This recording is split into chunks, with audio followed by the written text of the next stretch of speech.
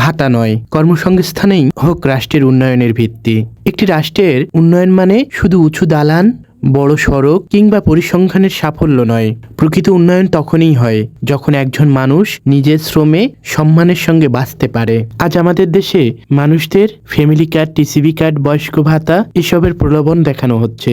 এগুলো তাৎক্ষণিক সহায়তা দেয় হয়তো, কিন্তু স্থায়ী সমাধান নয়। বছরের পর বছর ভাতার উপর নির্ভরশীল হলে মানুষ কর্মক্ষম থেকেও নিষ্ক্রিয় হয়ে পড়ে। প্রশ্ন হলো, একটি রাষ্ট্র কি শুধু সাহায্য দেবে নাকি মানুষকে দাঁড়ানোর সুযোগ করে দেবে? উন্নয়ন কাঠামোর প্রথম ধাপ হওয়া উচিত কর্মসংস্থান সৃষ্টি, গ্রাম ভিত্তিক শিল্প, ক্ষুদ্র উদ্যোক্তা, কৃষি প্রক্রিয়াজাতকরণ, স্থানীয় কারখানা যেখানে মানুষ কাজ পাবে হাত পেতে নয়, ঘাম ঝরিয়ে। দ্বিতীয় ধাপ শিক্ষা খাতের সংস্কার, মুখস্থ নয়, দক্ষতা ভিত্তিক শিক্ষা।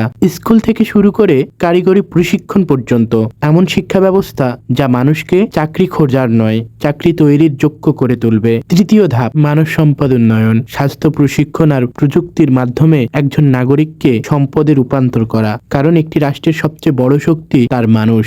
ভাতা প্রয়োজন হতে পারে, কিন্তু তা কখনোই স্থায়ী ব্যবস্থা হতে পারে না। ভাতার পরিবর্তে যদি কাজের সুযোগ তৈরি করা যায়, তাহলে একজন মানুষ শুধু নিজের জন্য নয়, রাষ্ট্রের উন্নয়নের অংশ হয়ে উঠবে। একটি উন্নত রাষ্ট্র মানে দানশীল রাষ্ট্র নয়, একটি উন্নত রাষ্ট্র মানে সুযোগ দেওয়া রাষ্ট্র। ভিক্ষা নয় কর্ম, নির্ভরতা নয় সক্ষমতা। এই ভাবনাতেই গড়ে উঠতে পারে একটি সত্যিকারের উন্নত রাষ্ট্র।